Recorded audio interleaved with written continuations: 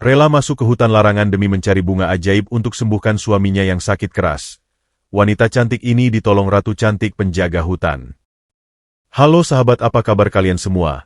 Semoga dalam keadaan sehat dan bahagia ya. Sebelum masuk ke ceritanya silahkan absen terlebih dahulu ya. Kalian semua dari daerah mana saja? Jangan lupa juga untuk like dan subscribe video ini agar kalian semua tidak ketinggalan video-video menarik lainnya. Malam itu, langit seolah ikut meratapi nasib malang yang mengungkung sebuah gubuk reot di sudut paling kumuh desa. Hujan turun menderas, menghantam atap rumbia yang sebagian besar daunnya telah lapuk dan berlubang dimakan usia. Air hujan bercampur lumpur menetes tanpa ampun, menciptakan kubangan-kubangan kecil di atas lantai tanah yang dingin dan becek. Di tengah ruangan sempit yang hanya diterangi oleh nyala pelita minyak kelapa yang bergoyang tertiup angin malam, aroma kemiskinan menguar tajam. Udara di dalam gubuk itu terasa sesak, dipenuhi campuran bau apek dari dinding anyaman bambu yang basah, sisa asap tungku yang padam, dan aroma tajam minyak kayu putih murahan yang sudah nyaris menguap habis. Di sudut ruangan yang terhindar dari tampias hujan, teronggok sebuah dipan bambu reot yang terus-menerus mengeluarkan bunyi derit memilukan setiap kali penghuninya bergerak.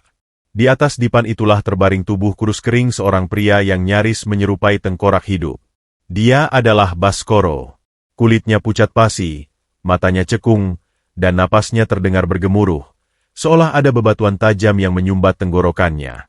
Tubuh bagian bawahnya terbujur kaku tak bernyawa, lumpuh total akibat penyakit misterius yang telah mengerogotinya selama berbulan-bulan. Duduk bersimpuh di lantai tanah tepat di sisi dipan tersebut adalah Kirana. Siluet tubuhnya yang ringkih bergetar hebat menahan hawa dingin yang menusuk hingga ke sumsum tulang. Wajah cantik alami yang dianugerahkan Tuhan kepadanya kini tertutup oleh lapisan noda arang, debu jalanan, dan keputusasaan. Kirana mengenakan kain jarik loak yang warnanya sudah pudar tak berbentuk, dipenuhi tambalan kain perca di sana-sini yang menyedihkan. Dari tubuhnya, tercium bau peluh keringat kering yang bercampur dengan debu tanah liar. Sisa-sisa perjuangannya seharian menggali akar-akaran di pinggiran hutan hanya untuk mengganjal perut. Jika ada yang memperhatikan ke bawah, pandangan mereka pasti akan teriris. Telapak kaki Kirana pecah-pecah parah. Beberapa celahnya bahkan mengeluarkan rembesan darah kering, karena ia selalu berjalan berkilo-kilometer tanpa alas kaki di atas jalanan berbatu tajam. Kuku-kuku jari tangannya menghitam, terselip sisa-sisa tanah basah. Kulit tangannya yang dulu selembut sutra kini kasar bagai parutan besi. Namun, di balik seluruh penampilan yang sangat lusuh dan memprihatinkan itu, jika seseorang menatap langsung ke dalam manik matanya, mereka akan menemukan sesuatu yang menakjubkan. Mata Kirana tidak memancarkan kekalahan. Sepasang netra kecoklatan itu memancarkan kilat ketegaran yang sekeras baja, tajam, dan penuh dengan sikap stoik yang tak tergoyahkan oleh badai penderitaan sehebat apapun. Tiba-tiba, suara batuk yang sangat keras dan serak memecah kesunyian malam. Tubuh Baskoro menegang. Dadanya melengkung ke atas seiring dengan batuk yang merobek paru-parunya. Suara dipan bambu berderit nyaring, seolah ikut menjerit merasakan sakit yang diderita pria itu. Kirana tersentak. Jantungnya seketika berdebar sangat kencang, memukul-mukul rongga dadanya dengan brutal. Keringat dingin seketika merembes keluar dari pelipisnya. Tanpa berpikir panjang, ia mencondongkan tubuhnya, tangannya yang kasar dan gemetar meraih selembar kain lap kotor yang sudah dicuci berulang kali. Dengan gerakan yang sangat hati-hati namun cekatan, Kirana menempelkan kain itu ke bibir suaminya. Saat Baskoro menarik napas tersengal setelah batuknya mereda, Kirana menarik kain itu dan mendapati bercak merah pekat yang amis menghiasi permukaannya. Darah. Lagi-lagi darah. Perut Kirana terasa melilit hebat, seolah ada tangan tak kasat mata yang meremas organ dalamnya. Napasnya tertahan di tenggorokan, menciptakan bongkahan tak terlihat yang mencekik. Namun, ia menggigit bibir bawahnya kuat-kuat hingga nyaris berdarah, menolak membiarkan satu tetes pun air mata jatuh di hadapan suaminya. Ia mengusap sisa darah di sudut bibir Baskoro dengan kelembutan yang bertolak belakang dengan tangannya yang kasar. Mata Baskoro yang layu perlahan terbuka, menatap istrinya dengan pandangan yang dipenuhi penderitaan dan rasa bersalah yang tak terhingga. Napas pria itu berembus lemah, hangat dan berbau amis. Dengan sisa tenaga yang ia miliki, Baskoro menggerakkan tangan kanannya yang kurus gemetar, menyentuh punggung tangan Kirana yang sedang menggenggam kain berdarah itu. Sentuhan itu terasa dingin, sedingin es, membuat bulu kuduk Kirana berdiri. Pria itu menatap lurus ke dalam mata istrinya yang berkaca-kaca namun pantang tumpah. Sudahlah, Dek, tinggalkan saja Mas di sini karena Mas ini cuma jadi benalu yang mengisap sisa hidupmu. Suara Baskoro keluar sangat parau, nyaris seperti bisikan putus asa yang tersendat oleh dahak dan darah segar di kerongkongannya. Mendengar kata-kata yang menyayat hati itu, Kirana meremas jemarinya sendiri dengan sangat kuat hingga buku-buku jarinya memutih pasi. Ia bisa merasakan ujung kukunya yang patah dan kotor menusuk dalam ketelapak tangannya sendiri, menciptakan rasa sakit fisik untuk mengalihkan rasa sakit di hatinya. Tolong jangan pernah bicara begitu lagi, Mas, karena selama jantung ini masih berdetak dan napasku belum putus, aku tidak akan selangkah pun meninggalkanmu, balas Kirana. Suaranya bergetar hebat menahan emosi yang meluap-luap, namun ia memaksakan otot-otot wajahnya untuk menarik seulas senyum menenangkan, meski sudut matanya terasa sangat panas dan terbakar. Kirana menunduk perlahan, mengecup punggung tangan suaminya yang dingin dengan penuh kelembutan. Di dalam dadanya, badai keputusasaan terus mengamuk. Perutnya tiba-tiba berbunyi pelan, melilit perih karena sejak kemarin pagi ia belum menelan sebutir nasi pun. Sisa singkong rebus terakhir telah ia haluskan dan ia suapkan untuk Baskoro. Tubuhnya lemas tak bertenaga. Pandangannya berkunang-kunang karena anemia parah dan kelelahan yang ekstrim. Namun, setiap kali ia menatap wajah rapuh suaminya, ada kekuatan tak kasat mata yang menyuntikkan energi baru ke dalam nadinya. Malam semakin larut dan hawa dingin semakin menusuk tulang. Kirana menarik sisa kain jariknya yang compang-camping, berusaha menutupi tubuh suaminya agar tidak semakin menggigil. Ia tahu bahwa keadaannya sudah berada di titik nadir.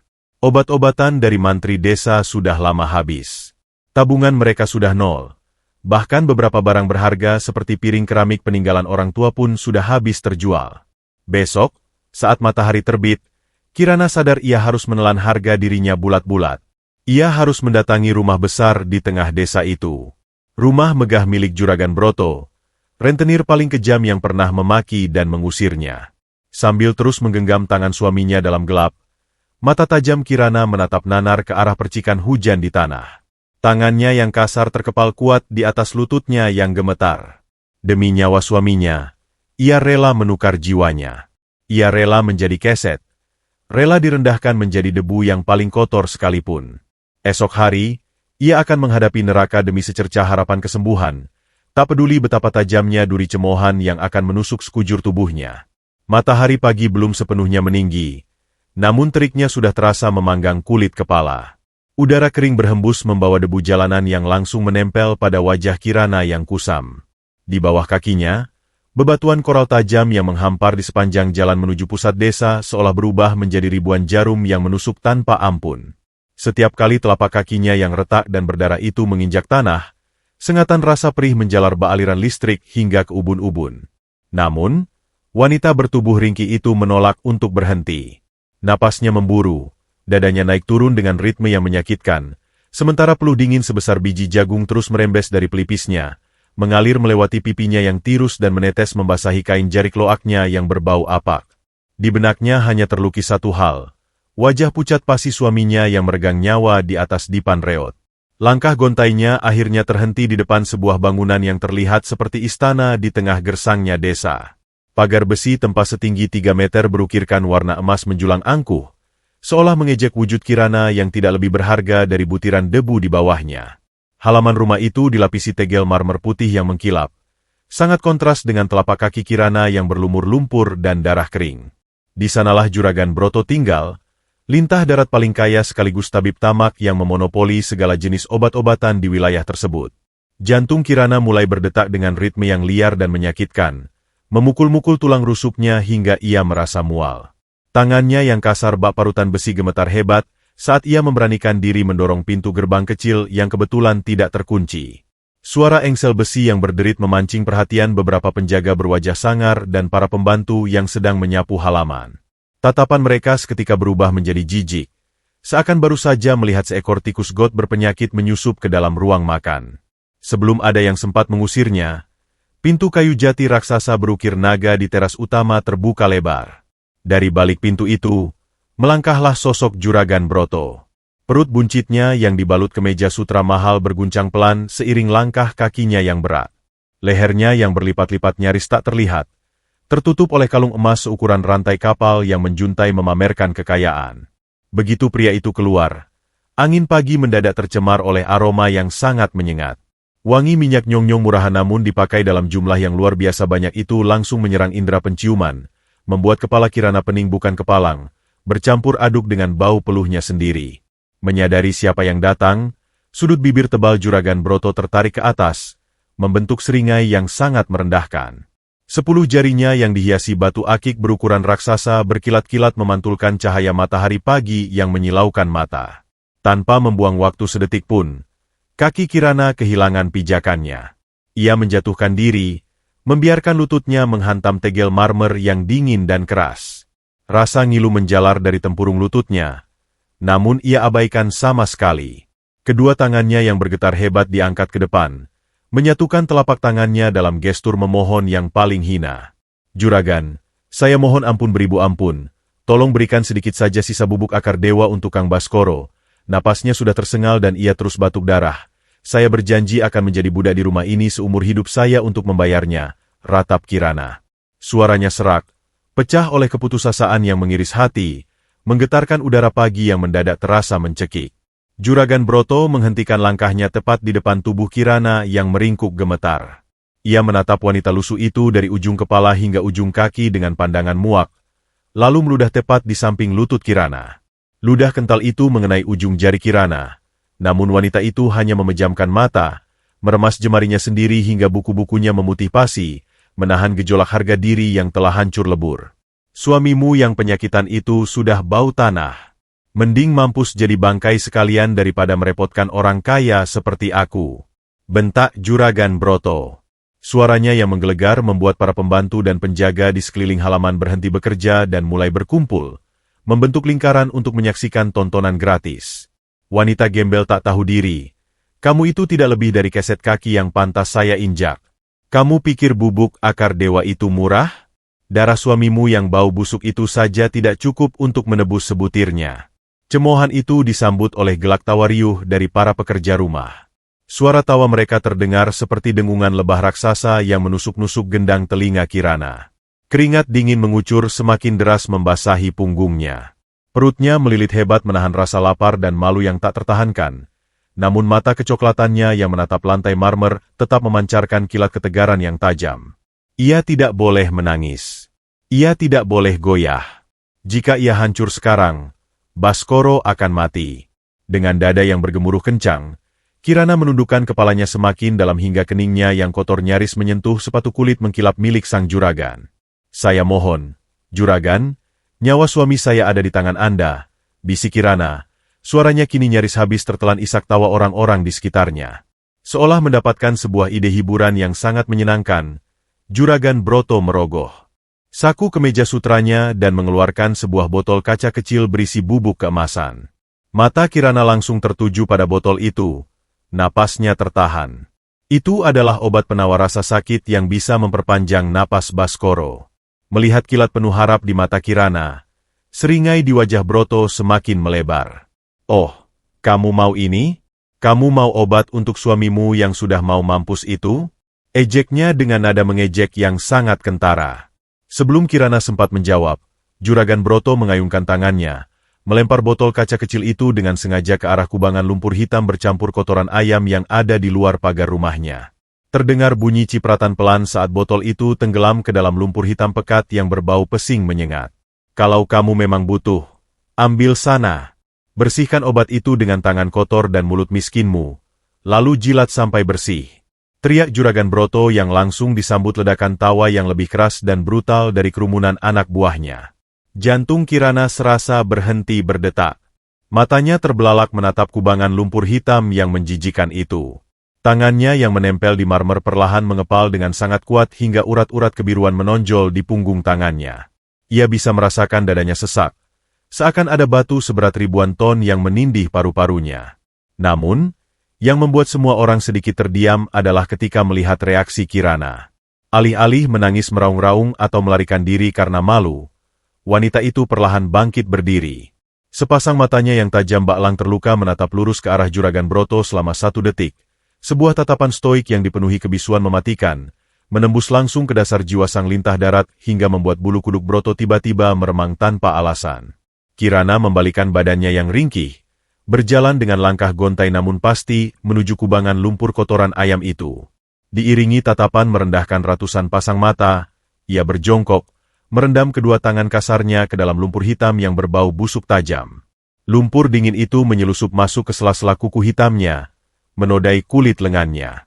Dengan tangan bergetar, ia meraup botol kecil yang kini tertutup kotoran itu, menggenggamnya erat-erat di depan dadanya seolah itu adalah berlian paling berharga di dunia. Ia menelan harga dirinya bulat-bulat hari ini, namun alam semesta diam-diam mencatat setiap hinaan yang baru saja ditorehkan di atas takdirnya. Bau anyir darah busuk langsung menyergap indera penciuman Kirana begitu ia mendorong pintu reot gubuknya. Udara pengap di dalam ruangan sempit itu terasa berkali-kali lipat lebih mencekik daripada saat ia meninggalkannya pagi tadi. Di tangannya, botol kaca kecil pemberian Juragan Broto, yang telah susah payah ia cuci di sumur desa hingga tangannya lecet akibat menggosok sisa kotoran berbau pesing, tergenggam erat bagai jimat penentu kehidupan. Namun, pemandangan yang tersaji di atas dipan bambu itu seketika meruntuhkan seluruh dunia Kirana. Baskoro tidak lagi sekadar terbaring lemah. Tubuh kurus pria itu kini mengejang hebat, punggungnya melengkung kaku ke atas seperti busur panah yang ditarik paksa, sementara dari sela-sela bibirnya yang pucat membiru, darah segar terus menyembur tanpa henti, menodai bantal lusuh yang sudah tak beraturan bentuknya. Jantung Kirana seolah berhenti berdetak selama 1 detik, sebelum akhirnya bergemuruh liar memukul-mukul rongga dadanya dengan kebrutalan yang menyakitkan. Napasnya tercekat di tenggorokan, menciptakan bongkahan tak kasat mata yang membuat pandangannya seketika berkunang-kunang. Keringat dingin sebesar biji jagung seketika membanjiri dahi dan pelipisnya, merembes turun membasahi kain jarik loaknya yang sudah kotor oleh lumpur. Tanpa memedulikan telapak kakinya yang berdarah dan berdenyut ngilu, ia melempar dirinya ke sisi dipan. Tangan kasarnya yang gemetar hebat, yang kuku-kukunya masih menyisakan noda hitam dari kubangan hinaan sang juragan, tergesa-gesa membuka tutup botol kaca itu. Dengan sisa kewarasan yang ada, ia menaburkan bubuk keemasan itu ke dalam mangkuk batok kelapa berisi air putih, mengaduknya asal, lalu memaksa meminumkannya ke sela-sela bibir Baskoro yang bergetar. Namun, alam seakan sedang mempermainkan nasibnya dengan sangat kejam. Alih-alih mereda, Baskoro justru terbatuk semakin keras. Cairan obat yang baru saja masuk itu dimuntahkannya kembali, bercampur dengan gumpalan darah hitam pekat yang berbau kematian. Cairan kotor itu memercik mengenai wajah dan dada Kirana, namun wanita itu sama sekali tidak peduli. Suara tarikan napas Baskoro kini terdengar seperti suara kertas robek yang basah, begitu pendek, begitu putus asa. "Kang, kuatkan dirimu, Kang. Jangan tinggalkan aku." Ratap Kirana, suaranya pecah dan melengking, merobek kesunyian siang yang terik. Jemarinya yang kasar mencengkeram erat bahu suaminya, seolah dengan kekuatan fisik itu ia bisa menahan roh Baskoro agar tidak terlepas dari raganya. Tangan Baskoro yang sedingin es menyentuh lengan Kirana sebentar, sebelum akhirnya terkulai jatuh tak berdaya. Mata pria itu perlahan menutup, dan napasnya menjadi sangat tipis, nyaris tak tertangkap oleh telinga. Panik yang luar biasa membuat sekujur tubuh Kirana kebas. Kepalanya pusing hebat, telinganya berdenging nyaring hingga suara rintik hujan yang mulai turun di luar gubuk terasa seperti dengungan ratusan lebah raksasa. Ia tidak bisa diam saja. Obat lintah darat itu tidak berguna. Dengan langkah gontai dan napas tersengal-sengal, Kirana berlari keluar gubuk sambil menenteng ember kayu bocor, berniat mencari air bersih ke mata air desa untuk mengompres tubuh suaminya yang mendadak sedingin mayat. Kakinya yang tak beralas kembali menginjak bebatuan tajam, darah segar kembali mengalir dari celah telapak kakinya yang retak, namun matanya yang tajam dan berkilat-kilat oleh air mata yang tertahan menolak untuk menyerah pada rasa sakit. Di dekat mata air yang sepi, Kirana terduduk lemas. Tangannya yang bergetar tak sanggup lagi mengangkat ember kayu itu. Di saat keputusasaan nyaris menelannya hidup-hidup, sebuah bayangan panjang menutupi tubuhnya dari rintik hujan. Kirana mendongak perlahan, mendapati Mbah Darmo, tetua desa yang punggungnya telah bungkuk termakan usia, berdiri menatapnya dengan pandangan penuh rasa kasihan yang mendalam. Mata keruh pria tua itu memancarkan kebijaksanaan kuno yang menyimpan ribuan rahasia. "Ndu Kirana, obat dari manusia serakah seperti Juragan Broto tidak akan pernah bisa menebus nyawa yang sudah dijemput maut," ucap Mbah Darmo dengan suara seraknya yang berat, berbaur dengan gemerisik angin dan rintik hujan yang membasahi dedaunan. Kirana mendongak, menatap wajah keriput Mbah Darmo dengan dada yang naik turun menahan isak. Matanya yang merah menahan tangis menatap tajam, penuh tuntutan. Lalu aku harus bagaimana? Embah? Aku rela menukar nyawaku asal Kang Baskoro bisa bernapas lagi. Aku rela dipotong-potong menjadi daging cincang asal suamiku sembuh. Desis Kirana, suaranya bergetar hebat memancarkan keputusasaan sekaligus tekad baja yang membuat udara di sekitar mereka mendadak terasa lebih berat. Jemarinya mencengkeram tepian ember kayu hingga ruas-ruas jarinya memutih. Urat-urat kebiruan menonjol di balik kulit tangannya yang kasar dan kusam. Mbah Darmo menghela napas panjang.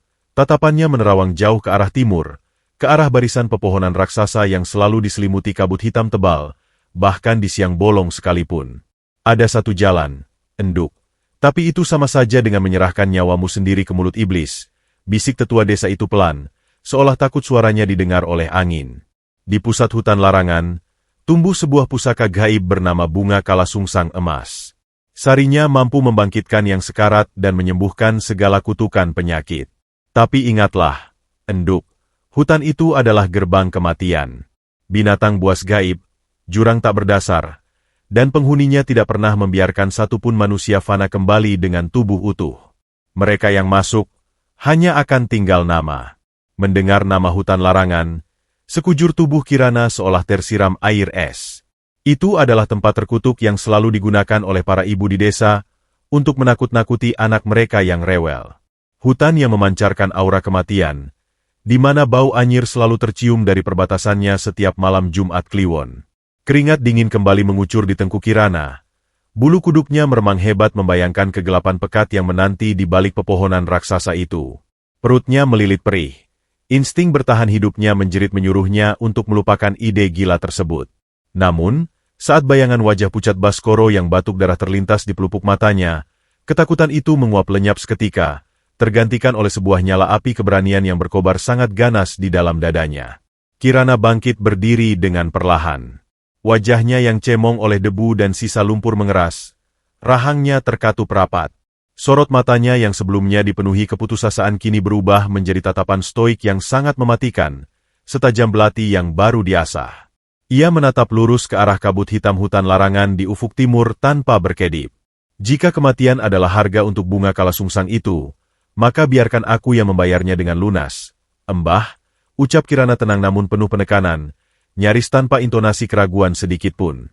Angin berhembus kencang, menerbangkan ujung jari lusuhnya. Di bawah langit yang mendung kelabu, sosok wanita yang hina, miskin, dan direndahkan oleh seluruh desa itu kini berdiri tegak menyerupai seorang pejuang legendaris yang bersiap menyongsong takdirnya. Ia membalikan badan, berjalan tertatih dengan kaki berdarah kembali ke gubuknya. Ia tidak butuh persiapan senjata atau perbekalan mewah. Hanya berbekal sebilah pisau dapur karatan dan tekad sekeras berlian, malam ini juga, Kirana akan menembus jantung neraka di hutan larangan. Malam turun dengan kecepatan yang mengerikan, menelan sisa-sisa cahaya matahari senja di ufuk barat dan menggantinya dengan gulita pekat yang mencekam. Angin malam berhembus liar tak terkendali, membawa hawa dingin yang menusuk lurus hingga ke sumsum tulang, menyapu dedaunan kering yang berserakan di batas terluar desa. Di hadapan Kirana, menjulang rapat barisan pepohonan raksasa berusia ratusan tahun. Akar-akar pohon itu menyembul dari tanah, mencengkeram bumi dengan buas layaknya jari jemari iblis yang bersiap merenggut nyawa siapapun yang berani mendekat. Itulah hutan larangan.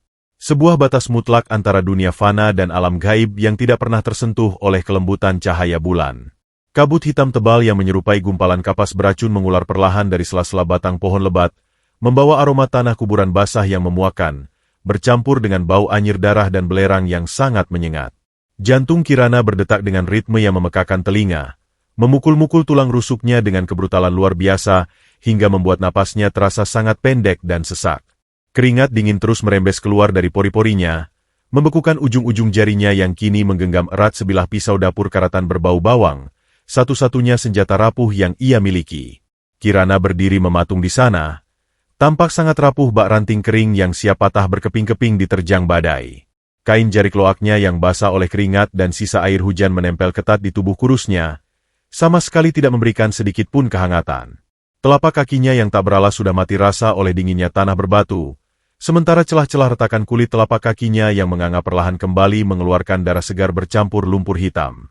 Di saat para istri juragan atau wanita seusianya mungkin tengah meringkuk hangat di balik selimut sutra tebal dengan wangi parfum malam yang memabukkan, Kirana justru harus berdiri menghadapi rahang kematian yang menganga lebar. Tubuhnya diselimuti oleh aroma peluh kemiskinan dan debu jalanan yang hina. Namun, setiap kali rasa takut mencoba merayap naik, mencengkeram tenggorokannya dan melumpuhkan saraf motoriknya, bayangan wajah pucat Pasi Baskoro yang terus-menerus memuntahkan darah hitam kembali berkelebat di pelupuk matanya. Pemandangan menyayat hati itu menjadi bahan bakar gaib yang seketika membakar habis seluruh keraguannya, menggantinya dengan tekad stoik yang tajam, keras kepala, dan sangat mematikan. Dengan satu tarikan napas panjang yang terasa menyayat kerongkongannya layaknya pecahan kaca, Kirana melangkahkan kaki kanannya ke depan, menembus dinding kabut hitam hutan larangan. Begitu kedua kakinya sepenuhnya menyentuh tanah berlumut di balik batas tersebut, atmosfer mendadak berubah 180 derajat. Suara jangkrik, kepakan sayap kelelawar, dan sahutan kodok dari arah desa terputus ketika, seolah ada pintu brankas kedap suara berukuran raksasa yang baru saja dibanting tertutup rapat di belakang punggungnya. Kesunyian di dalam hutan ini terasa amat sangat tidak wajar, pekat, berat, dan menekan. Gendang telinganya hingga berdenging nyaring. Kirana menelan ludah paksa, merasakan kerongkongannya yang kering kerontang. Matanya memicing, berusaha keras menembus tabir kegelapan, namun kanopi daun yang bertumpuk sangat rapat di atas kepalanya sama sekali tidak menyisakan setitik pun celah bagi cahaya bintang. Ia seakan dilemparkan ke dalam lautan tinta hitam. Wanita itu hanya bisa mengandalkan insting buta dan rabaan kaki kasarnya untuk meraba jalan setapak yang ditutupi oleh lumut super licin dan tumpukan dedaunan busuk yang licin. Baru 15 langkah ia meraba-raba ke dalam perut hutan. Siksaan fisik yang sesungguhnya baru saja dimulai. Di bawah rimbunnya semak belukar yang tak terlihat, sulur-sulur tanaman purba berduri tajam seukuran jari kelingking bayi melintang di permukaan tanah bagai ranjau darat yang diatur rapi untuk mencabik-cabik mangsa. Tanpa bisa menghindar, kaki telanjang Kirana menginjak kuat salah satu sulur mematikan tersebut. 3 buah duri hitam sepanjang 5 cm menembus langsung ke dasar telapak kaki kirinya, merobek daging kusamnya dengan kekejaman yang tak terbayangkan. Kirana tersentak hebat, matanya terbelalak lebar dalam gelap. Tubuhnya langsung terhuyung ke depan kehilangan keseimbangan, membuat kedua lututnya menghantam tanah berlumut dengan suara berdebum keras.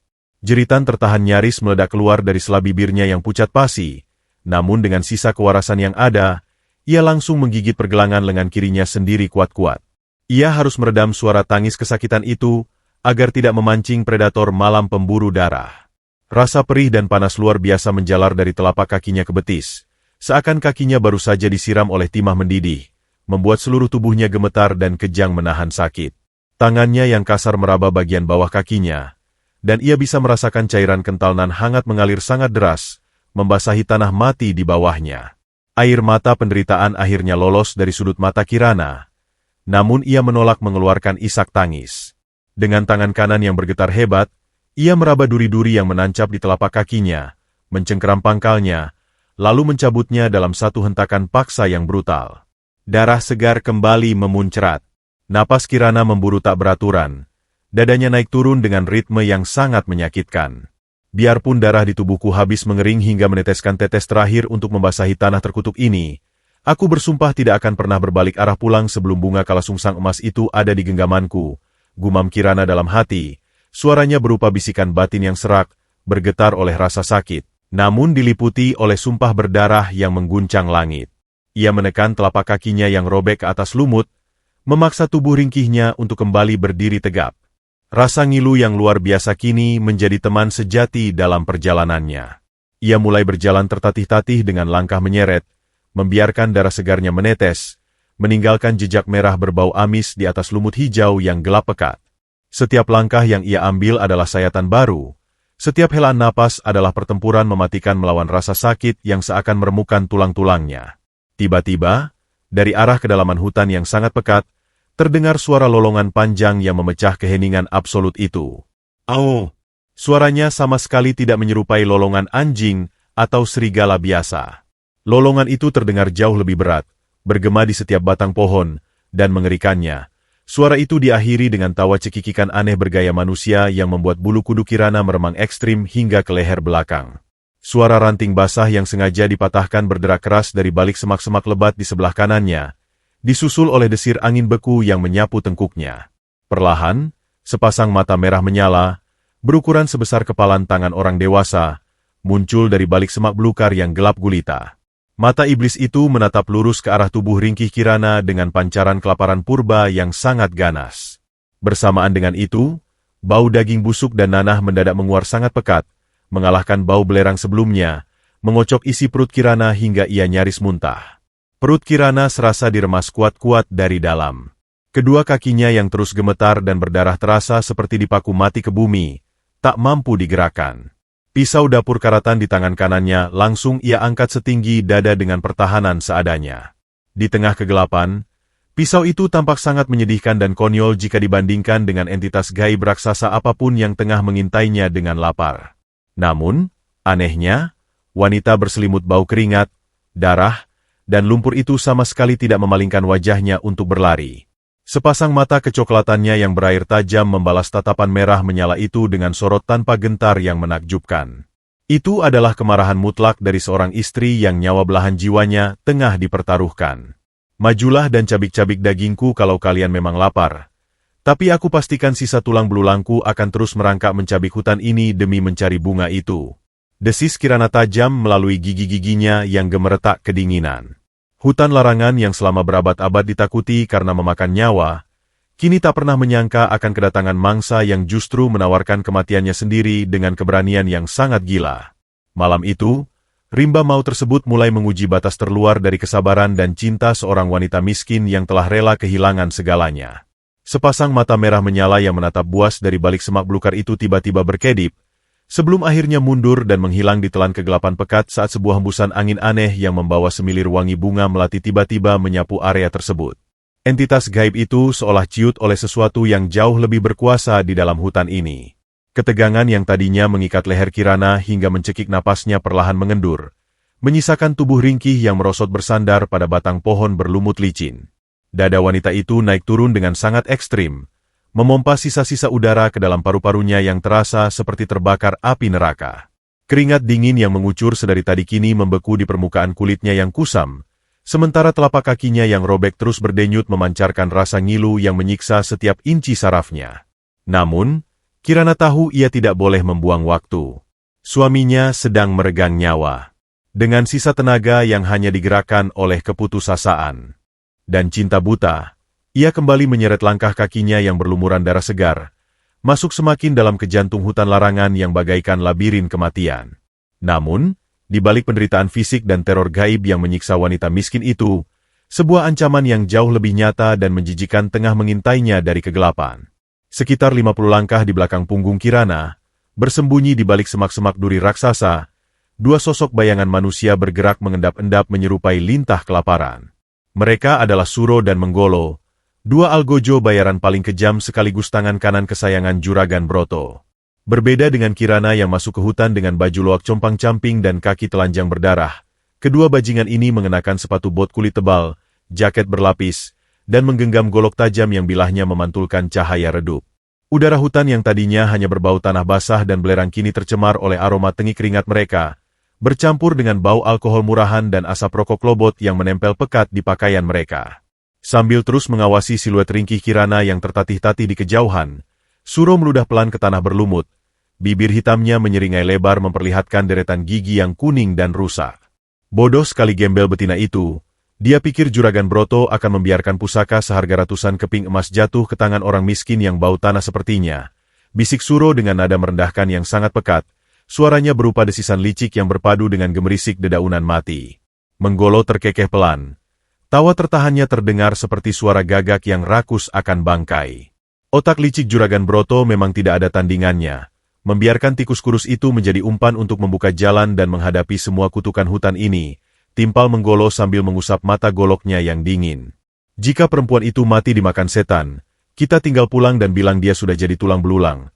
Tapi jika keajaiban terjadi dan dia berhasil memetik bunga kalasungsang itu, kita tinggal menggorok leher lusuhnya, merampas bunganya, dan membiarkan mayatnya membusuk di dasar jurang agar Juragan Broto bisa menjual pusaka itu ke kota dengan harga gila-gilaan. Rencana busuk itu tergambar jelas dalam setiap hela napas mereka. Di saat Kirana mempertaruhkan nyawa, Merelakan kakinya tertusuk duri beracun dan menahan lapar yang menggerogoti dinding lambungnya demi napas sang suami, orang-orang kaya dan berkuasa di desanya justru menjadikan penderitaan itu sebagai panggung sandiwara untuk mengeruk kekayaan. Kontras antara ketulusan hati seorang istri yang berbau keringat kemiskinan dengan kerakusan para algojo yang wangi oleh janji uang haram itu sangatlah ekstrim dan memuakkan.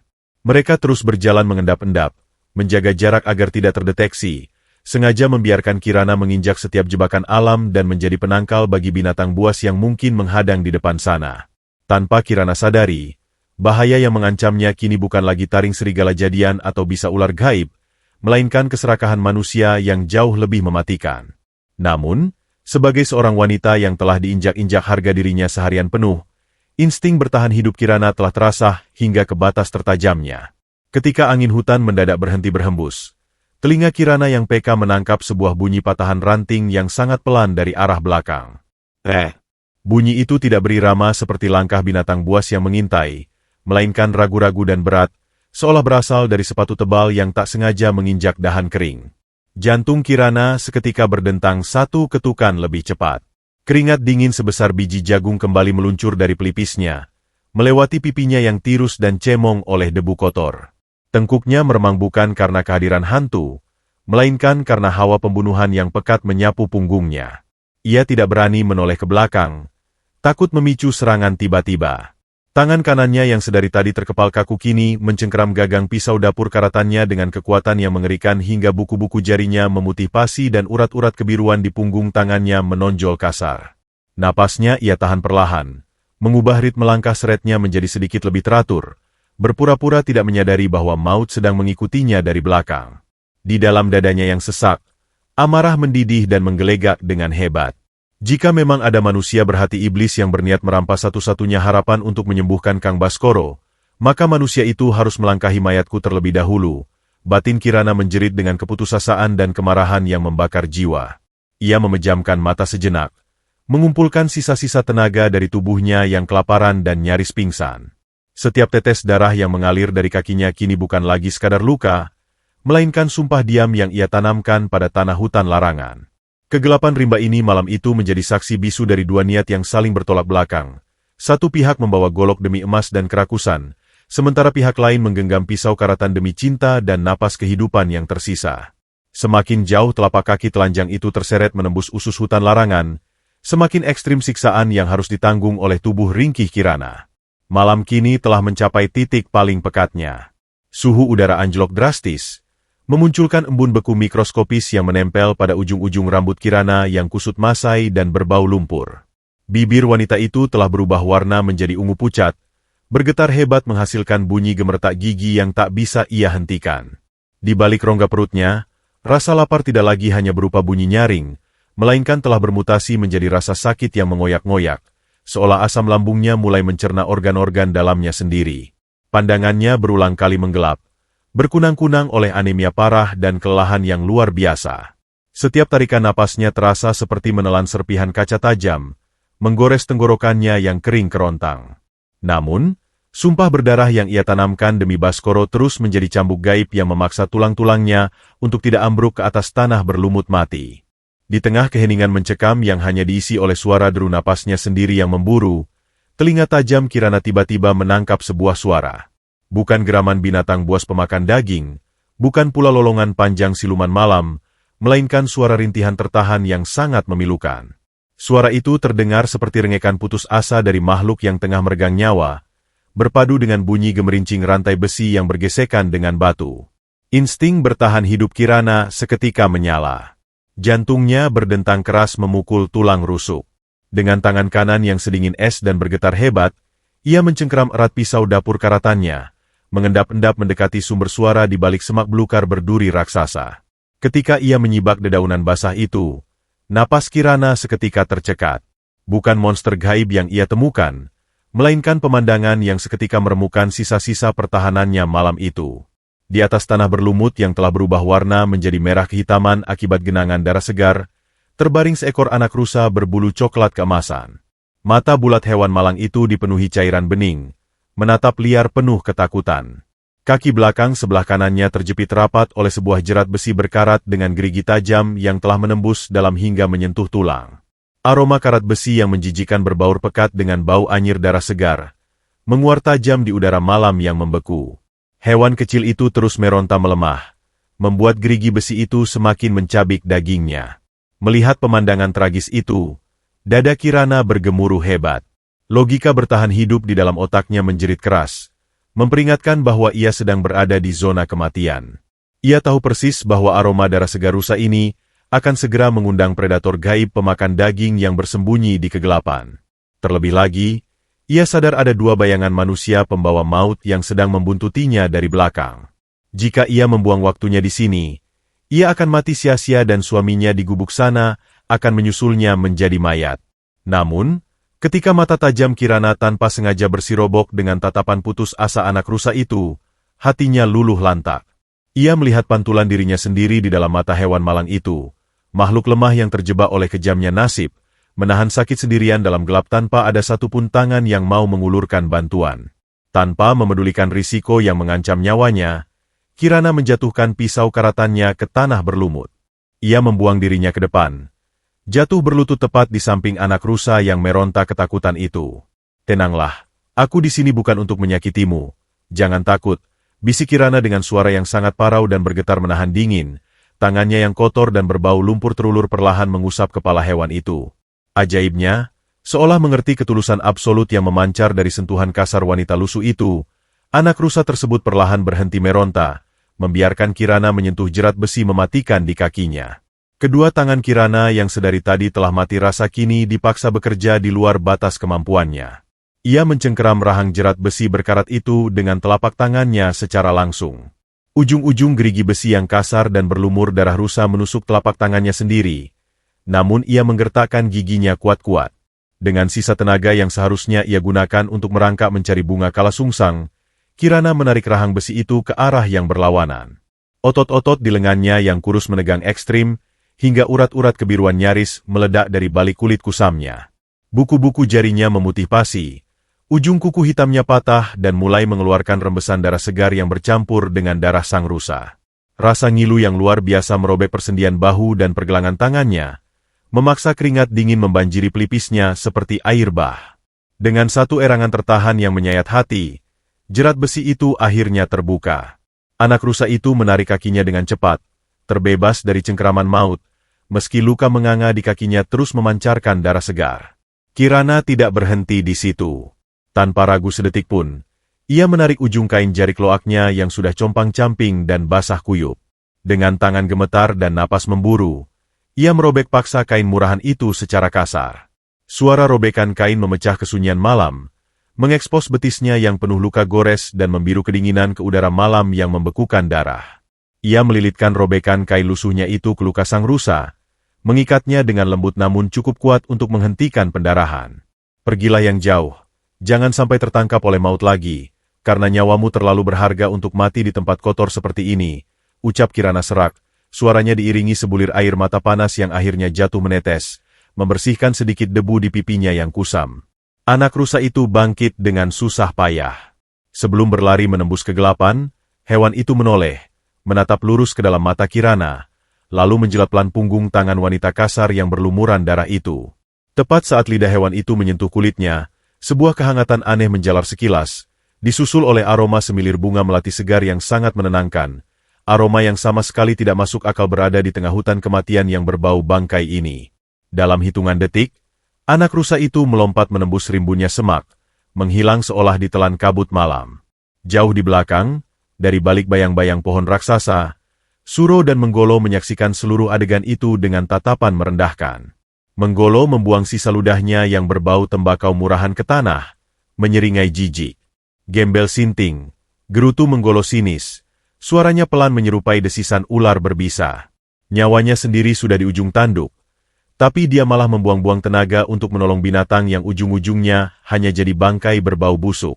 Suro tertawa tertahan, matanya yang kelam berkilat penuh kejahatan. Biarkan saja dia menghabiskan sisa tenaganya yang menyedihkan itu.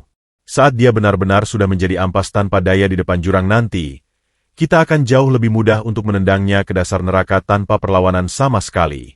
Mereka sama sekali tidak menyadari bahwa di alam yang tak kasat mata, Setetes darah pengorbanan dari seorang wanita terhina yang jatuh ke tanah malam itu telah menembus dimensi gaib, menggetarkan singgasana sang penguasa hutan, dan perlahan memutar roda takdir yang akan menghancurkan keangkuhan mereka menjadi debu tak bersisa. Langkah gontai Kirana akhirnya terhenti secara paksa. Di hadapannya, tanah pijakan hutan larangan terputus secara brutal, membentuk sebuah jurang maha dalam yang menganga lebar bagaikan rahang raksasa pemakan jiwa.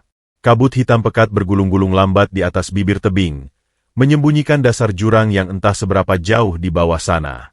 Suara deru angin yang berhembus dari dasar palung terdengar menyeramkan, mirip seperti ratapan ribuan roh penasaran yang merintih kesakitan, menggetarkan setiap inci tulang di tubuh ringkih Kirana. Wanita itu berdiri mematung di bibir tebing berbatu yang sangat licin. Kain jariknya yang kini tersingkap hingga ke atas lutut, akibat dirobek untuk membalut luka anak rusa sebelumnya, membiarkan kaki kurusnya yang dipenuhi goresan duri dan darah kering terpapar langsung oleh badai angin malam yang membekukan aliran darah. Seluruh badannya bergetar tak terkendali, giginya bergemertak sangat keras, dan pandangannya semakin buram oleh kelelahan fana yang sangat ekstrim. Jantungnya berdenyut lemah bak lonceng kematian, kehabisan tenaga, seolah memberi isyarat bahwa fisik itu telah melampaui batas akhir penderitaan manusia. Namun, hatinya menolak hancur. Bunga kalasungsang emas belum ada di genggamannya. Tiba-tiba, bulu kuduk Kirana meremang hebat. Instingnya yang telah diasah tajam oleh rasa sakit menjeritkan tanda bahaya yang tak kasat mata. Belum sempat ia membalikan badan, aroma busuk yang sangat ia kenali, campuran bau alkohol murahan, keringat tengik, dan asap rokok klobot, mendadak menampar indera penciumannya dengan kasar, mengalahkan bau belerang khas hutan larangan. Suara derap langkah sepatu bot tebal berderak menghancurkan ranting kering di belakangnya, dilangkah dengan sengaja dan penuh kesombongan duniawi. Dari balik pekatnya tirai kabut malam, dua sosok bayangan besar melangkah maju menyerupai sepasang iblis pencabut nyawa. Suro dan Menggolo. Dua algojo berhati kotor peliharaan Juragan Broto itu menyeringai lebar, memperlihatkan deretan gigi kuning mereka yang menjijikan di bawah remang pendaran cahaya aneh lumut hutan. Mata golok tajam di tangan Menggolo berkilat memantulkan haus darah, sementara Suro meludah pelan ke arah telapak kaki Kirana yang berlumuran darah segar. Sungguh pemandangan yang sangat menyedihkan. Seekor tikus got gembel yang sekarat di ujung jalan buntu, desis Menggolo. Suaranya dipenuhi oleh nada cemoohan yang sangat merendahkan, menggema mengerikan memantulkan kebiadaban di dinding tebing. Ia memutar-mutar goloknya dengan gaya santai, seolah nyawa Kirana hanyalah mainan murahan yang siap dihancurkan kapan saja. Kalian pikir Juragan Broto akan membiarkanmu membawa pulang pusaka seharga ratusan keping emas dari hutan ini untuk suamimu yang bau bangkai itu? Sambung Suro dengan tawa seraknya yang menggelegar membelah sunyinya malam yang beku. Kami sengaja membiarkanmu berjalan di depan untuk menjadi umpan hidup bagi binatang buas. Tapi karena kau sudah terjebak di bibir jurang ini dan tak ada jalan lain lagi, tugasku sekarang adalah memastikan kau berubah menjadi daging cincang agar majikan kami bisa tidur nyenyak. Jantung Kirana seketika berhenti berdetak selama 1 detik penuh. Kenyataan pahit itu menghantam rongga dadanya lebih keras dan brutal daripada godam besi. Ia telah dipermainkan. Pengorbanannya, rasa lapar yang mengoyak lambungnya, bahkan setiap tetes darah yang mengalir dari kakinya malam ini, hanyalah bagian dari lelucon menjijikan orang-orang serakah itu. Amarah yang meledak-ledak bak gunung berapi seketika membakar habis sisa rasa dingin di sekujur tubuh Kirana. Tangannya yang kaku dan penuh luka kembali mencengkeram erat gagang pisau dapur karatannya. Ia menatap kedua algojo itu dengan sorot mata stoik yang sangat mematikan, setajam belati yang sanggup menguliti kepalsuan jiwa. Aku tidak akan membiarkan tangan kotor kalian menyentuhku, apalagi merampas harapanku untuk Kang Baskoro. Desis Kirana tajam. Suaranya parau dan bergetar, namun memancarkan tekad sekeras berlian yang tak bisa dihancurkan oleh gertakan murahan. Namun, Suro hanya tertawa meremehkan. Dengan satu gerakan kilat dan kasar, sepatu bot tebalnya menendang keras pergelangan tangan Kirana. Rasa sakit yang luar biasa meledak di persendian lengannya, membuat pisau karatan satu-satunya itu terpental jauh ke dalam semak belukar yang gelap gulita. Belum sempat Kirana menarik napas, Menggolo maju selangkah dan mengayunkan kaki besarnya, menendang telak tepat di tulang rusuk wanita malang itu. Tubuh ringkih Kirana terlempar ke belakang, menghantam bebatuan berlumut tajam di bibir jurang dengan suara berdebum keras. Udara seketika terenggut paksa dari paru-parunya, digantikan oleh rasa ngilu yang meremukkan dada. Darah segar kembali menyembur dari sudut bibirnya yang pecah menabrak batu. Siksaan itu sama sekali belum berakhir. Suro melangkah pongah mendekati tubuh Kirana yang meringkuk menahan rasa sakit tak terperi. Tangan besarnya yang kasar mencengkeram sisa kain jarik di bagian pundak Kirana, lalu menariknya paksa ke atas hingga kain lusuh pelindung tubuhnya itu terkoyak lebar. Bunyi robekan kain terdengar menyayat hati, memperlihatkan bahu kurusnya yang dipenuhi memar kebiruan dan noda kotoran lumpur. Tas anyaman kecil yang terkalung di lehernya, berisi sisa harapan dan air putih yang menjadi bekal terakhirnya, direbut kasar oleh Menggolo lalu dilemparkan begitu saja ke udara gelap, melayang jatuh menghilang ke dasar jurang tanpa suara. Gembel hina sepertimu tidak pantas memiliki harapan. Kau dan suamimu hanyalah seonggok sampah yang mengotori desa kami. Bentak Suro tepat di depan wajah Kirana, menyemburkan bau napas beralkohol yang amat memuakkan. Di tengah siksaan fisik dan mental yang sangat tidak manusiawi itu, anehnya, tak ada setetes pun air mata cengeng yang keluar dari netra kecoklatan Kirana. Meski sekujur tubuhnya terasa hancur lebur diremukan dari segala penjuru, ia menolak keras untuk menjerit meminta ampun. Ia meremas tanah berlumut basah di bawahnya, menahan perih dengan martabat seorang pelindung cinta sejati. Rasa frustrasi karena gagal melihat Kirana mengiba membuat amarah Menggolo memuncak ke ubun-ubun. Ia menyarungkan goloknya dengan kasar, lalu bersama Suro, mereka mencengkeram bahu dan kaki Kirana tanpa ampun. Sudah saatnya kau menyusul suamimu yang penyakitan itu ke dasar neraka. Gembel!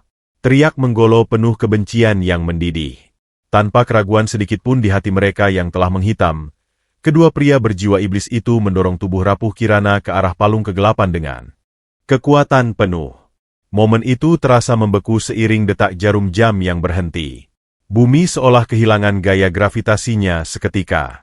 Kaki Kirana terlepas dari pijakan tebing batu, dan tubuhnya terjerembab ke belakang, menembus dinding kabut hitam yang membekukan sukma. Saat tubuh ringkihnya mulai terjun bebas dengan kecepatan yang mengerikan menembus kegelapan jurang tanpa dasar, badai angin malam menderu buas memekakkan telinganya. Di sisa-sisa kesadarannya yang mulai memudar dan tersapu oleh pusing yang mematikan, Kirana hanya bisa memejamkan mata. Maafkan aku, Kang Baskoro, batinnya merintih pilu. Sebuah perpisahan sunyi yang hanya diiringi oleh sebulir air mata pertamanya yang melayang ke atas, meninggalkan dunia fananan kejam yang baru saja menelan jiwanya mentah-mentah. Tubuh ringkih Kirana terlempar jatuh menembus rahang kegelapan hutan larangan tanpa daya. Angin malam yang berhembus dari dasar palung menderu buas, merobek-robek udara di sekelilingnya, terasa seperti ribuan silet es tak kasat mata yang menguliti kulitnya hidup-hidup. Waktu seolah melambat secara menyiksa. Di tengah kehampaan yang menelannya bulat-bulat, Kirana bahkan tidak memiliki tenaga tersisa untuk sekadar menjerit ketakutan. Sensasi melayang menuju maut itu diakhiri oleh sebuah hantaman yang sangat brutal dan memekakkan telinga. Kerak! Bunyi gemertak tulang patah menggema mengerikan saat tubuh rapuhnya menghantam permukaan batu hitam legam di dasar jurang. Rasa sakit yang maha dahsyat meledak bagaikan bom waktu di dalam sarafnya, menyebarkan kilatan cahaya putih yang membutakan pandangan, sebelum akhirnya kesadaran wanita malang itu terenggut paksa, tenggelam ke dalam lautan gulita yang tak bertepi. Entah berapa lama waktu merangkak pergi. Rintik embun beku yang menetes dari dahan-dahan purba di atas tebing jauh jatuh mengenai pipi Kirana yang kotor, memaksanya menarik napas putus asa. Kesadarannya merayap kembali. Namun sapaan pertama yang ia terima dari dunia fana adalah penderitaan fisik yang jauh melampaui batas nalar manusia. Aroma anyir darah segar bercampur pekat dengan bau bangkai dan lumut busuk yang mengendap di dasar jurang, mencekik paru-parunya. Keringat dingin membanjiri sekujur tubuhnya yang gemetar kaku.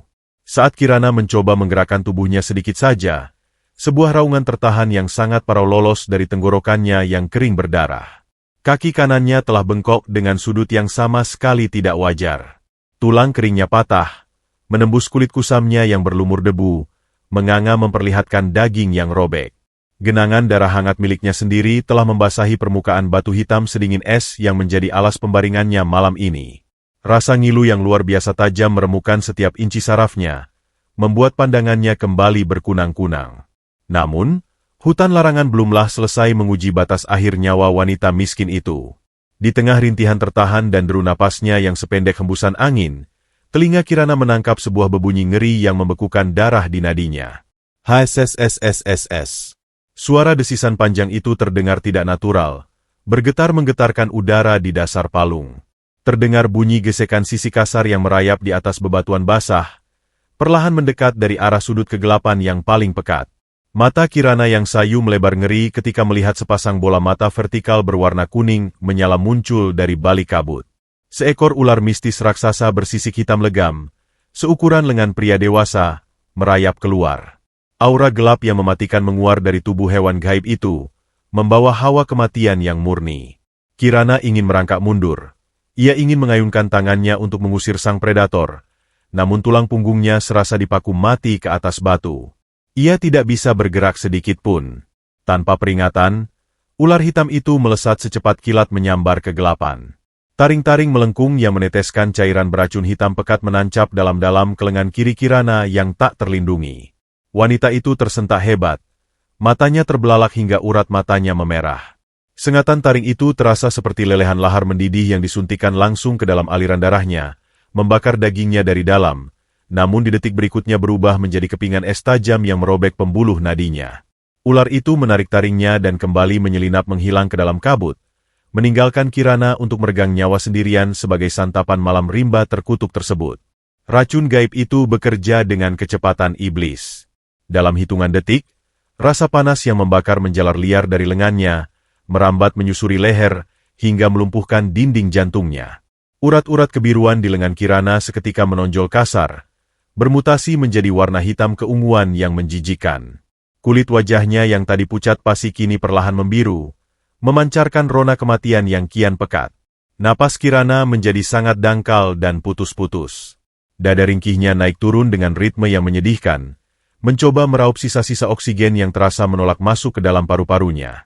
Tubuhnya mengejang pelan, tak sanggup lagi melawan kelumpuhan total yang mematikan setiap fungsi organ vitalnya. Ia telah tiba di titik nadir, sebuah jurang keputusasaan di mana bahkan rasa sakit pun mulai memudar, tergantikan oleh hawa dingin abadi dari alam baka yang perlahan menjemput rohnya. Dalam kelumpuhan total yang membekukan aliran nadinya, justru bukan ketakutan akan kematian yang menghancurkan sisa-sisa hati Kirana.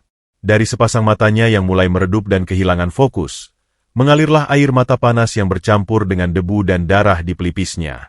Dadanya sesak bukan hanya karena racun yang menghentikan napasnya, melainkan karena rasa bersalah dan cinta yang teramat luas. Di balik kelopak matanya yang perlahan memberat, sebuah halusinasi indah berkelebat amat nyata. Senyum lemah Baskoro di atas dipan bambu reot mereka, tangan suaminya yang sedingin es saat mengusap pipinya, dan janji suci yang pernah mereka ikrarkan di bawah atap gubuk yang bocor. "Maafkan aku, Kang Baskoro," rintih Kirana teramat pelan. Suaranya nyaris hanya berupa hembusan angin parau yang keluar dari sela bibirnya yang membiru. "Maafkan istrimu yang tak berguna ini, Kang. Aku gagal membawa obat itu untukmu. Kalau saja aku bisa bertahan sedikit lagi. Kalau saja aku bisa hidup sedikit lebih lama untuk melihat wajahmu." Air mata keputusasaan terus menetes membasahi batu hitam tempatnya meregang nyawa. Di detik-detik terakhir di mana detak jantungnya perlahan menghilang di telan keheningan jurang, ia merasakan sentuhan dingin maut merangkul jiwanya. Kirana tidak menangis meratapi nasibnya yang hina dan dibuang oleh dunia. Ia menangis pilu memikirkan suaminya yang kini akan mati sendirian dalam kedinginan di gubuk reot tanpa ada seorang pun di sisinya. Sambil menatap langit jurang yang kelam tanpa sepotong bintang pun, ia memejamkan mata, membiarkan racun gaib itu merenggut napas terakhirnya, menyerah dalam kepasrahan absolut sambil membawa cinta sejatinya sebagai satu-satunya harta karun yang ia bawa ke alam kematian. Detak jantung Kirana kini hanya tersisa berupa ketukan-ketukan hampa yang teramat lambat, bagaikan sisa gaung lonceng kematian yang sebentar lagi akan berbaur dengan keheningan abadi. Sensasi dingin yang membekukan darah telah sepenuhnya menjalar, menguasai setiap milimeter urat nadinya, merampas kemampuan indera perabanya hingga dasar jurang yang tadinya sedingin es kini tak lagi terasa apa-apa. Di balik kelopak matanya yang terpejam rapat, gulita yang menakutkan perlahan berubah menjadi sebuah lorong abu-abu yang damai, mengisyaratkan bahwa gerbang alam baka telah terbuka lebar menyambut jiwanya yang compang-camping. Udara di kerongkongannya tersumbat total. Ini adalah detik-detik terakhir di mana roh bersiap meninggalkan raga fana yang telah hancur lebur oleh kekejaman dunia. Namun, tepat pada sepersekon sebelum helaan napas penghabisan itu terputus, sebuah fenomena di luar nalar manusia tiba-tiba mengguncang dasar jurang hutan larangan. Dalam satu kedipan mata, deru angin malam yang sedari tadi melolong buas bak ribuan iblis kelaparan, mendadak berhenti total. Kesunyian absolut yang menyiksa telinga turun menyelimuti seluruh penjuru rimba, menekan setiap atom udara hingga waktu itu sendiri seolah membeku di tempatnya. Bau anyir darah busuk, aroma bangkai, dan uap belerang yang mencekik paru-paru lenyap seketika, disapu bersih oleh hembusan angin hangat yang datang entah dari mana. Sebagai gantinya, semerbak aroma bunga melati yang mekar di puncak malam tercium sangat kuat, berbaur harmonis dengan wangi petrikor, aroma tanah kering yang baru saja disirami hujan pertama. Wangi surgawi itu meresap masuk melalui pori-pori kulit Kirana, memberikan sebuah sensasi kehangatan mistis yang entah bagaimana berhasil menunda malaikat maut untuk mencabut nyawanya. Dari balik pekatnya kabut hitam di ujung terdalam palung jurang, muncullah sebuah pendaran cahaya yang luar biasa indah.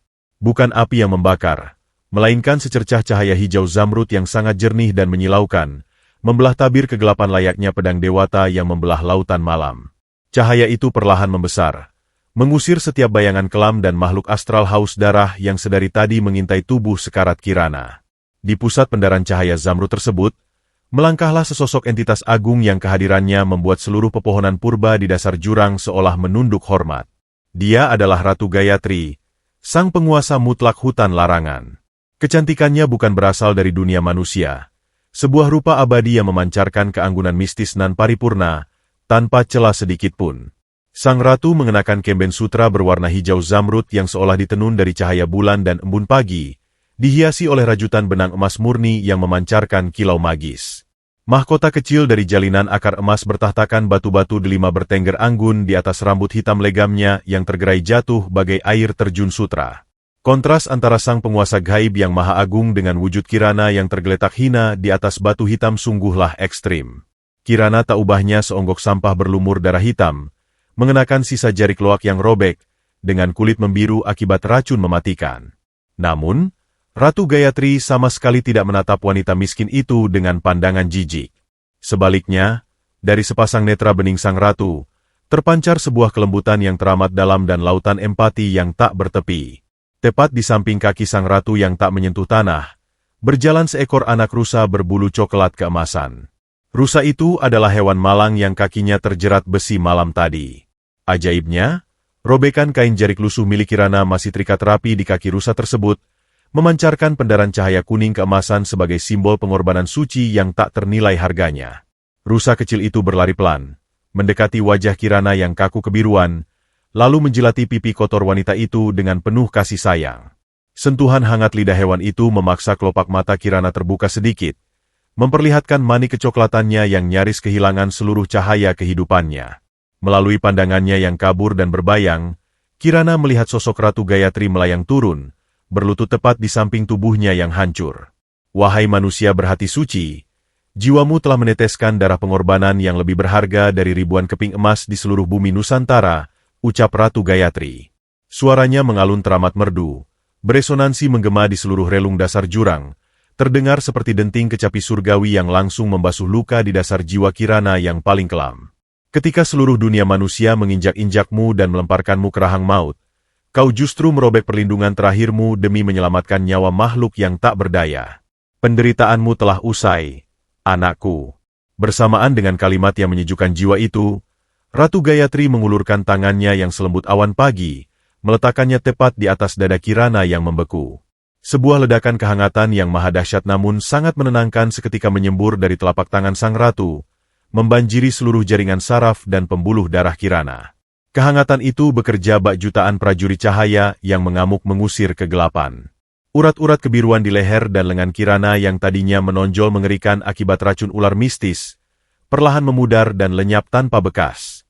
Racun hitam pekat yang menyumbat jantungnya seolah menguap menjadi serpihan debu bercahaya. Napas Kirana yang tadinya tersumbat, kini berhembus panjang dan lega, menghirup udara murni beraroma melati hingga memenuhi paru-parunya. Keajaiban itu tidak berhenti sampai di sana. Ratu Gayatri mengarahkan jemarinya ke arah kaki kanan Kirana yang tulangnya patah mencuat keluar. Tanpa memicu rasa sakit sedikitpun, terdengar bunyi gemerta halus saat tulang kering yang hancur itu bergerak kembali ke posisinya semula, menyatu dengan sempurna bagaikan porselen sihir yang diperbaiki oleh tangan dewa. Daging yang robek merajut dirinya sendiri, goresan duri menghilang, bahkan noda-noda lumpur dan darah kering yang menempel di kulit Kirana luruh menjadi debu kemerlap, digantikan oleh kulit yang kembali halus, bersih, dan memancarkan rona kehidupan yang jauh lebih segar dari sebelumnya. Rasa sakit yang menyiksa telah sirna tanpa sisa, digantikan oleh aliran energi kehidupan yang berdesir kuat di setiap inci nadinya. Di dasar jurang yang tadinya merupakan ranjang kematiannya, Kirana perlahan bangkit duduk. Matanya yang kini kembali jernih membulat sempurna, menatap tak percaya pada sepasang telapak tangannya sendiri yang telah pulih total, sebelum akhirnya ia mendongak menatap wajah anggun sang penguasa hutan yang kini tengah meneteskan sebulir air mata haru melihat ketulusan mutlak sang wanita miskin.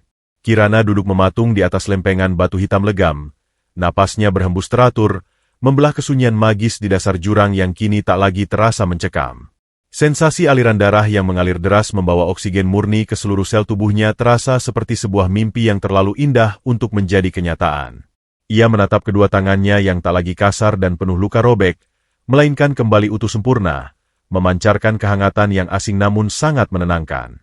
Di hadapannya, Ratu Gayatri berdiri anggun, melayang beberapa inci di atas tanah berlumut dengan pendaran cahaya hijau zamrud yang menyapu setiap sudut kegelapan. Namun, pertemuan dengan penguasa gaib ini belumlah mencapai puncaknya. Sebelum menyerahkan pusaka tertinggi yang dicari-cari oleh umat manusia, sang ratu harus benar-benar memastikan bahwa hati wanita miskin di hadapannya ini murni tanpa celah, tidak terkontaminasi oleh setitik pun keserakahan fana. Dengan sebuah sapuan lembut dari tangan kanannya yang dihiasi gelang-gelang emas kuno, Ratu Gayatri memanipulasi udara di dasar jurang. Seketika itu juga, tanah berlumut di sekeliling Kirana bergetar hebat. Dari balik bebatuan, bermunculanlah bongkahan-bongkahan emas murni sebesar kepalan tangan orang dewasa, peti-peti kayu jati yang terbuka menumpahkan ribuan keping uang dirham berkilauan, dan untayan berlian seukuran telur burung puyuh yang memancarkan cahaya pelangi menyilaukan. Tumpukan harta karun yang jumlahnya sanggup membeli separuh kerajaan itu menggunung mengelilingi Kirana, memancarkan godaan duniawi yang maha dahsyat. Wangi kemewahan menyerbak, menggoda setiap indera manusia yang paling rakus. Wahai Kirana, aku tahu kau hidup dalam kemiskinan yang mengiris dagingmu setiap hari. Suara merdu Ratu Gayatri kembali menggema, kali ini membawa nada ujian yang sangat tajam. Bawalah seluruh gunungan emas dan permata ini. Kau bisa menjadi wanita terkaya di seluruh negerimu, membangun istana yang jauh lebih megah dari milik Juragan Broto. Tinggalkan saja suamimu yang penyakitan itu, karena dengan harta ini, kau bisa membeli 1000 raja untuk bersimpuh di kakimu. Pilihlah. Kekayaan abadi atau sebatang bunga pembawa beban kehidupan? Udara di sekitar mereka mendadak terasa berat, seolah alam semesta menahan napas menunggu jawaban dari sang wanita. Jika itu adalah manusia biasa, apalagi seseorang yang seumur hidupnya telah diinjak-injak dan diludahi karena kemiskinan, godaan mutlak itu pasti akan seketika membutakan mata hati mereka. Namun, reaksi Kirana sungguh di luar dugaan. Sepasang mata kecoklatannya yang kini kembali berbinar tajam sama sekali tidak melirik sedikitpun ke arah gunungan berlian dan emas yang menyilaukan itu. Tidak ada sebersit pun kilat keserakahan di sana. Tatapannya tetap stoik, terkunci lurus ke dalam manik mata Ratu Gayatri. Dengan gerakan perlahan namun penuh wibawa, Kirana bangkit berdiri. Tubuh ringkihnya yang hanya dibalut sisa kain jarik robek ini, memancarkan aura ketegaran yang jauh melampaui gemerlap perhiasan di sekitarnya. Kirana menangkupkan kedua tangannya di depan dada, menunduk hormat dengan martabat seorang pejuang cinta sejati. Ampun beribu ampun, Kanjeng Ratu, namun jika hamba menginginkan kemewahan dunia, hamba sudah sejak lama melacurkan harga diri hamba pada lintah darat di desa, jawab Kirana dengan suara yang sangat tenang, bulat, dan tanpa getaran keraguan sekecil apapun. Seluruh emas di perut bumi ini tidak akan pernah sanggup membeli satu detak jantung Kang Baskoro. Kembalikan saja harta ini ke dalam tanah. Hamba hanya memohon setetes belas kasih dari bunga kalasungsang emas untuk menyambung napas belahan jiwa hamba. Jawaban lugas nan hiperbolis dari kesetiaan itu menyayat keheningan malam, menjadi bukti mutlak bahwa cinta wanita itu lebih kokoh dari baja. Mendengar penolakan yang begitu murni dan berani itu, senyum Ratu Gayatri mengembang sempurna, memancarkan cahaya kebahagiaan yang membuat ribuan kunang-kunang bermunculan entah dari mana, menari-nari mengelilingi mereka berdua. Dengan lambaian tangannya, seluruh gunungan emas dan berlian itu seketika hancur menjadi debu cahaya, tertiup angin lenyap tanpa sisa.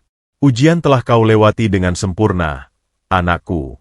Hatimu lebih murni dari embun pertama yang turun dari langit lapis ketujuh. Puji Ratu Gayatri penuh haru. Sang ratu kemudian menyatukan kedua telapak tangannya di depan dada. Dari sela-sela jemari sang penguasa gaib, Sebuah pusaran cahaya keemasan yang sangat menyilaukan perlahan terbentuk, mekar dengan keindahan yang tidak masuk akal. Itulah dia, bunga kalasungsang emas. Mahkota pusaka hutan larangan. Kelopaknya terlihat seperti ukiran kaca murni yang diisi oleh lahar emas cair yang terus mengalir dan berdenyut, seolah bunga itu memiliki detak jantungnya sendiri. Aroma yang menguar darinya sangatlah magis. Campuran wangi ribuan bunga surgawi yang sanggup menyembuhkan rasa sakit hanya dengan menghirup aromanya saja. Bunga itu melayang perlahan, turun dan mendarat dengan sangat lembut tepat di telapak tangan Kirana yang terbuka. Begitu pusaka itu menyentuh kulitnya, sebuah getaran energi kehidupan yang luar biasa dahsyat menyetrum setiap saraf Kirana, menghapuskan sisa-sisa trauma dan rasa lapar yang merongrongnya. Air mata syukur mengalir deras membasahi pipi bersih wanita itu, saat ia memeluk bunga itu erat-erat di dadanya bagaikan memeluk nyawa Baskoro sendiri. Namun, hadiah dari penguasa hutan larangan tidak berhenti di sebatang pusaka penyembuh. Ratu Gayatri melangkah mendekat, mengulurkan jari telunjuknya yang memancarkan aura biru, lalu menyentuhkannya dengan sangat pelan tepat di tengah kening Kirana. Seketika itu juga, ribuan kilatan ingatan purba membanjiri kepala Kirana. Ia melihat sebuah rahasia hitam yang selama ini dikubur rapat-rapat oleh waktu. Dengarkan aku baik-baik, pewaris baruku, bisik Ratu Gayatri. Suaranya kini berubah menjadi sangat dalam, dipenuhi otoritas mematikan yang sanggup meruntuhkan gunung. Lintah darat bernama Broto yang telah menghinamu dan membuang obatmu ke dalam kubangan kotoran itu, sesungguhnya bukanlah manusia kaya raya. Seluruh tanah, rumah megah, dan ladang emas yang ia sombongkan hanyalah hasil dari perjanjian kutukan leluhurnya yang mencuri akar emas dari perbatasanku. Sertifikat tanah yang ia pegang tidak lebih dari secari kertas tanpa arti. Mata Kirana terbelalak lebar menerima wahyu gaib tersebut. Jantungnya bergemuruh liar mendengar kelicikan sang antagonis yang selama ini menindas desanya. Mulai malam ini, aku mencabut seluruh hak atas tanah itu dari garis keturunannya, dan aku mengangkatmu, Kirana, sebagai penguasa dan pewarisah tunggal atas seluruh wilayah di lembah ini, lanjut Ratu Gayatri dengan sumpah sakti yang menggetarkan fondasi jurang.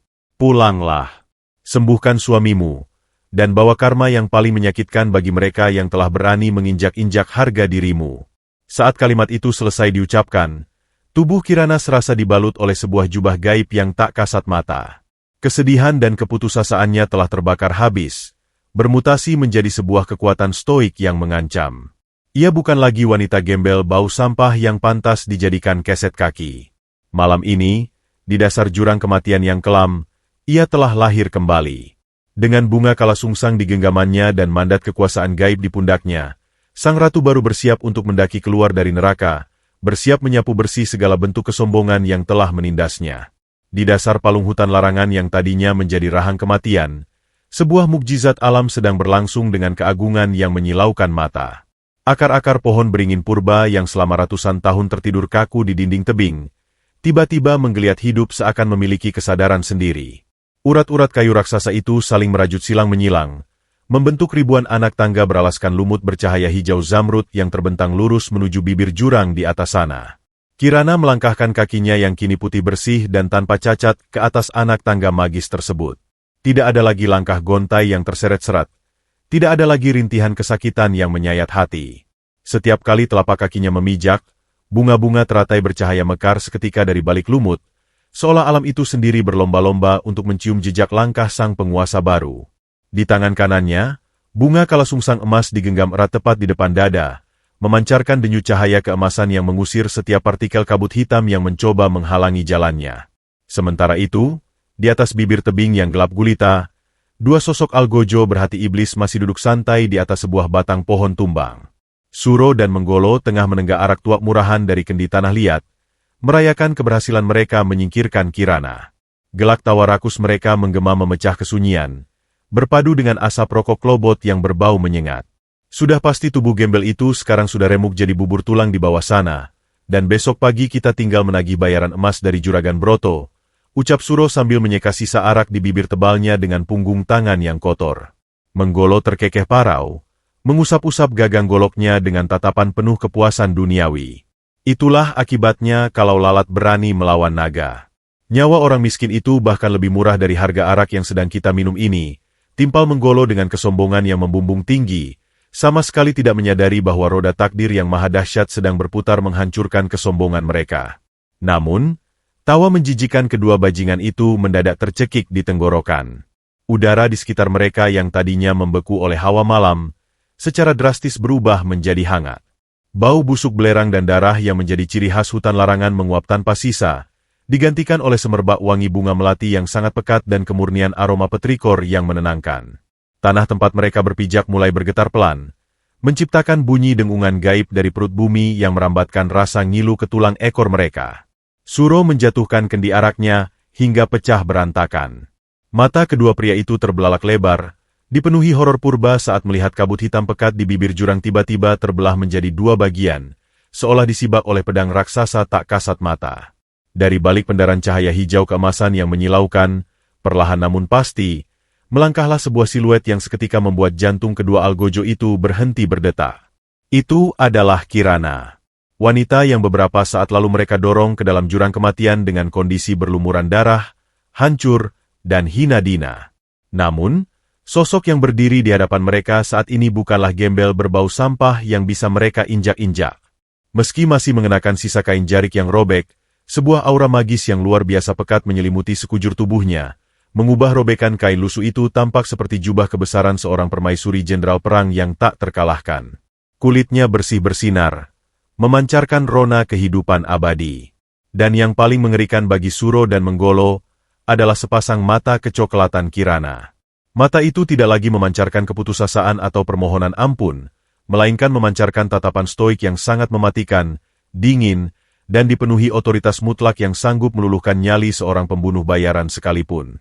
Kalian pikir kematian mau menerimaku sementara tugasku di dunia ini belum selesai? Suara Kirana mengalun tenang, namun volume dan resonansinya bergetar luar biasa hebat, seolah ribuan roh penjaga hutan ikut berbicara melaluinya. Hawa membunuh yang sangat elegan menguar dari setiap patah kata yang ia ucapkan. Kepanikan ekstrim meledak di kepala Menggolo. Insting hewannya mengambil alih. Dengan lolongan kasar yang menutupi rasa takutnya yang amat sangat, Menggolo mencabut golok tajamnya dan menerjang maju bagaikan babi hutan buta, berniat menebas leher Kirana.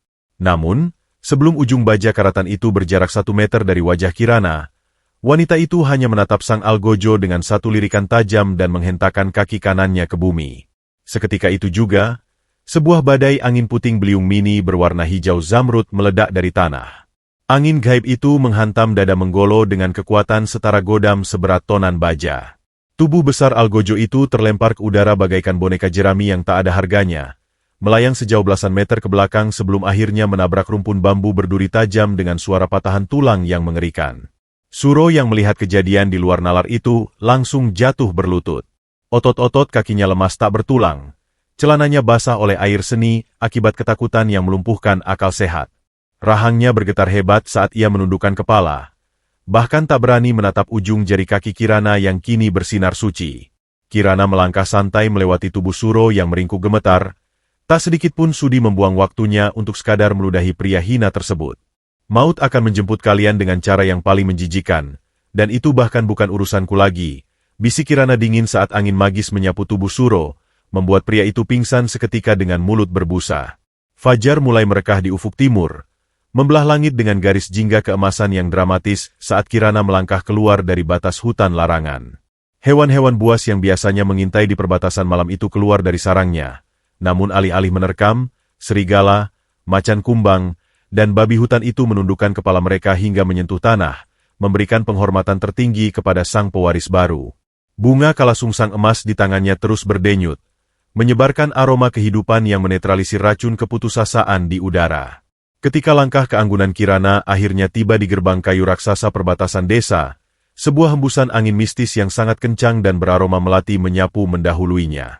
Angin itu menerjang gerbang kayu jati tersebut hingga bergetar luar biasa hebat, menciptakan suara gemuruh seperti genderang perang yang ditabuh dari langit. Bunyi engsel besi yang berderit nyaring membangunkan seluruh penduduk desa dari tidur lelap mereka.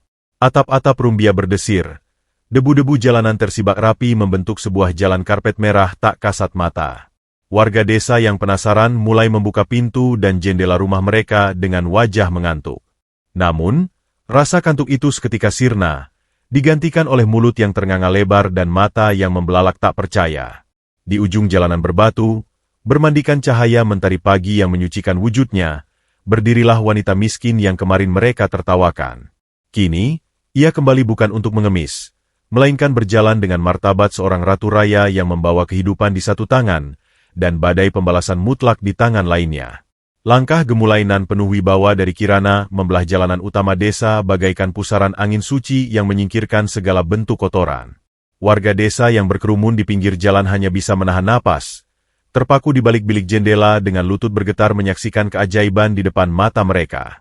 Tak ada satupun yang berani mengeluarkan suara celaan. Mulut mereka terkunci rapat oleh aura keagungan gaib yang memancar dari tubuh wanita yang kemarin baru saja mereka tertawakan di dekat kubangan kotoran ayam. Namun, Kirana sama sekali tidak memedulikan ribuan pasang mata yang menatapnya dengan kekaguman campur ketakutan itu. Sepasang netra kecoklatannya yang setajam elang murni hanya tertuju lurus pada satu titik, gubuk reot beratap rumbia yang nyaris rubuh di sudut paling kumuh desa. Jantungnya berdebar kencang, memompa aliran darah gaib yang kini terasa begitu hangat, menepis segala kelelahan yang sempat menghancurkan raganya semalam suntuk. Begitu Kirana mendorong pintu bambu gubuknya, aroma kematian yang sangat pekat, perpaduan antara bau anyir darah busuk dan keringat dingin putus asa, langsung menyerang indera penciumannya. Di atas dipan bambu yang berderit menyedihkan itu, tubuh kurus Baskoro terbujur kaku. Kulit pria malang itu telah berubah warna menjadi abu-abu pucat bak mayat yang telah ditinggalkan nyawanya. Suhu tubuhnya sedingin balok es di tengah badai salju, dan tak ada lagi hembusan napas yang terdengar keluar dari sela bibirnya yang membiru pekat. Hati Kirana serasa dihantam palu godam raksasa. Air matanya menitik deras. Namun kali ini bukan lagi air mata keputusasaan yang lemah, melainkan tangis haru penebusan. Dengan gerakan yang teramat lembut dan gemetar, ia berlutut di sisi dipan bambu yang berbau pesing itu. Ia mendekatkan bunga kalasungsang emas yang bersinar silau memancarkan warna lahar suci itu ke atas wajah suaminya. Menggunakan ibu jari dan telunjuk tangannya yang kini halus dan putih bersinar, Kirana memetik satu helai kelopak bunga ajaib yang terasa seperti helaian kaca hangat, lalu meremasnya pelan tepat di atas bibir Baskoro yang kering berkerak darah. Dari robekan kelopak pusaka itu, meneteslah 3 tetes saripati kental berwarna emas murni yang bercahaya, menyerupai lelehan bintang jatuh dari lapis langit ketujuh. Tetesan suci itu jatuh melewati bibir Baskoro, menyusup masuk langsung ke dalam kerongkongannya. Detik itu juga, sebuah keajaiban mutlak yang melampaui segala hukum alam fana meledak di dalam ruangan sempit itu. Cahaya keemasan yang sangat menyilaukan meledak dari dalam dada Baskoro, menyebar ke seluruh jaringan pembuluh darahnya bak kilat suci yang menyambar di malam gulita. Urat-urat nadi di leher dan tangannya yang tadinya menghitam layu karena penyakit misterius, seketika dipompa secara gaib, berubah warna menjadi merah segar yang berdenyut penuh dengan vitalitas kehidupan murni. Dalam hitungan detik, dada Baskoro terangkat sangat tinggi, menarik napas panjang yang terdengar sangat lepas dan lega, seolah ia baru saja ditarik keluar dari dasar samudera beracun yang menenggelamkannya selama berbulan-bulan. Penyakit mematikan yang selama ini menggerogoti organ dalamnya menguap menjadi uap hitam pekat, keluar melalui pori-porinya dan langsung musnah disapu oleh pusaran aroma wangi melati dari tubuh Kirana. Bukan hanya sekadar sembuh dari kelumpuhan, keajaiban sari pusaka hutan larangan itu merestorasi seluruh sel tubuh Baskoro melampaui kondisi puncaknya sebagai manusia. Otot-ototnya yang tadinya menyusut layu bak tengkorak hidup kini kembali berisi, mengencang sempurna, dan membentuk postur pria yang luar biasa gagah serta memancarkan kejantanan yang mengagumkan. Kulit kasarnya kembali memancarkan rona pemuda sehat. Perlahan, kelopak mata Baskoro terbuka, memperlihatkan tatapan jernih yang memancarkan energi kehidupan mutlak. Istriku, bidadari surgaku, cahaya apa yang menyelimutimu ini? Apakah maut telah membawa kita berdua ke taman nirwana? Bisik Baskoro dengan suara barunya yang sangat berat, dalam, dan teramat merdu. Tangannya yang kini kekar tanpa sedikit pun getaran kelemahan, terulur mengusap sisa air mata di pipi bercahaya istrinya. Kirana menubruk dada bidang suaminya, memeluknya teramat erat sambil menumpahkan isak tangis kebahagiaan yang meruntuhkan seluruh beban derita di pundaknya. Kita masih di bumi pijakan kita, Kang.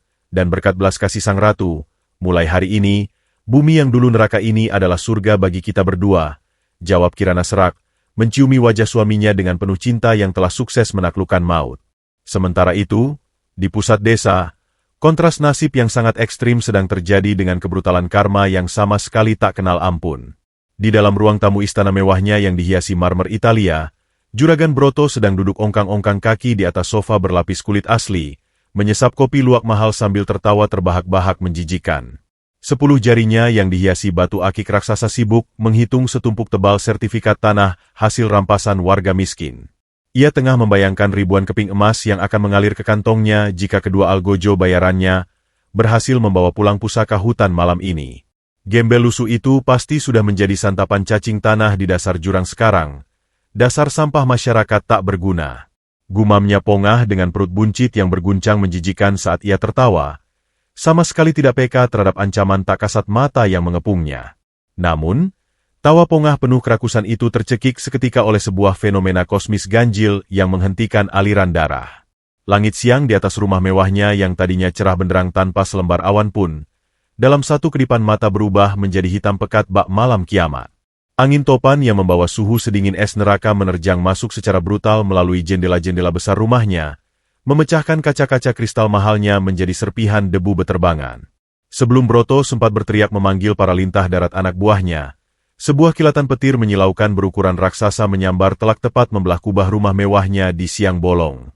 Suara ledakan yang dihasilkan begitu menggelegar, hingga membuat seluruh pondasi tanah desa bergetar hebat layaknya gempa bumi-bumi. Atap rumah sang lintah darat itu hancur berantakan. Api mistis berwarna kebiruan langsung melahap pilar-pilar jati dan permadani sutra tanpa mempan diguyur air. Kengerian sesungguhnya bagi Broto baru saja dimulai. Saat ia panik mencoba bangkit berdiri untuk berlari memeluk hartanya, batu-batu akik raksasa di jari-jarinya mendadak retak dan meledak menjadi serbuk pasir. Detik berikutnya, kedua kakinya mendadak lumpuh dan mati rasa total secara mengerikan. Tubuh tambunnya terjerembab mencium lantai marmer yang keras dengan suara hantaman tulang yang ngilu.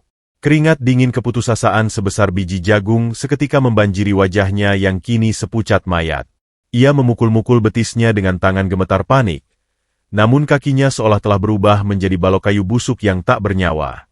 Bersamaan dengan itu, rongga dadanya terasa seperti diremas dari dalam oleh ribuan cakar iblis berbisa. Juragan Broto terbatuk dengan intensitas yang sangat brutal, membalikan bola matanya ke atas hingga hanya terlihat bagian putihnya saja menahan sakit. Saat ia membuka mulut lebarnya, bukan suara teriakan minta ampun yang keluar, melainkan semburan kental darah hitam pekat yang berbau bangkai busuk memuakan, penyakit lumpuh kutukan dan batuk darah yang persis sama persis dengan penderitaan Baskoro yang kemarin ia tertawakan habis-habisan. "Tolong! Tolong aku! Dasar budak-budak tolol sialan!" jerit Broto histeris. Merangkak menyeret kakinya yang lumpuh di sela-sela batuk darahnya yang menyiksa kerongkongan. Namun, tidak ada satupun dari penjaga bayaran atau pembantunya yang datang mengulurkan tangan. Mereka semua lari kocar-kacir menyelamatkan nyawa masing-masing dari kobaran api gaib yang mulai melahap rak berisi sertifikat-sertifikat tanah hasil rampasan sang juragan, mengubah kertas-kertas penuh kutukan darah itu menjadi abu hitam yang berterbangan mengejek di udara. Juragan Broto kini hanya bisa menggelepar di atas lantai marmernya yang mulai retak dibakar api gaib. Ia menangis meraung-raung meratapi hartanya, namun sungguh mengerikan, air mata yang keluar dari sudut matanya bukanlah air bening, melainkan tetesan darah kental segar yang teramat pedih. Sang lintah daratama itu kini merangkak tak berdaya bagaikan cacing tanah gembel di bawah kaki takdir, menyadari dengan keputusasaan absolut yang merobek kewarasannya, bahwa seluruh ilusi kekayaannya telah musnah menjadi debu, dan tubuhnya kini akan membusuk terjebak dalam karma penderitaan abadi yang dulu ia jadikan bahan tertawaan. Waktu berlalu bagaikan pedang keadilan yang menebas habis sisa-sisa kesombongan duniawi. 1 bulan sejak badai kutukan gaib menghancurkan kediaman megah di tengah desa itu, pemandangan pusat desa telah berubah secara ekstrim, memutar balik roda nasib dengan kebrutalan karma yang membuat siapapun bergidik ngeri. Tepat di depan reruntuhan puing-puing pilar pualam hitam yang kini hanya berupa tumpukan abu arang berbau sangit, sesosok makhluk menyedihkan tampak merangkak dengan susah payah di atas tanah berdebu. Sosok itu tak lebih dari seonggok daging layu yang terbungkus sisa-sisa kemeja sutra hangus yang telah memudar warnanya menjadi hitam kecoklatan. Dialah Broto. Mantan juragan dan lintah darat paling ditakuti itu kini tak ubahnya seekor tikus got berpenyakit. Kakinya yang lumpuh total terseret tak bernyawa di belakang tubuhnya, meninggalkan jejak tanah basah dari celana compang-campingnya yang berbau pesing menyengat. Kulitnya yang dulu mulus berlapis minyak wangi mahal, kini dipenuhi oleh koreng kurap bernanah yang mengerikan, menyebarkan bau busuk bangkai yang membuat lalat-lalat hijau berdengung liar mengelilingi kepalanya. Napas Broto berbunyi ngik-ngik mengerikan, seolah ada serpihan beling tajam yang menyumbat tenggorokannya. Setiap kali ia mencoba mengeluarkan suara untuk mengemis, yang keluar hanyalah batukan keras memilukan yang menyemburkan. Gumpalan darah hitam pekat ke atas tanah kerikil.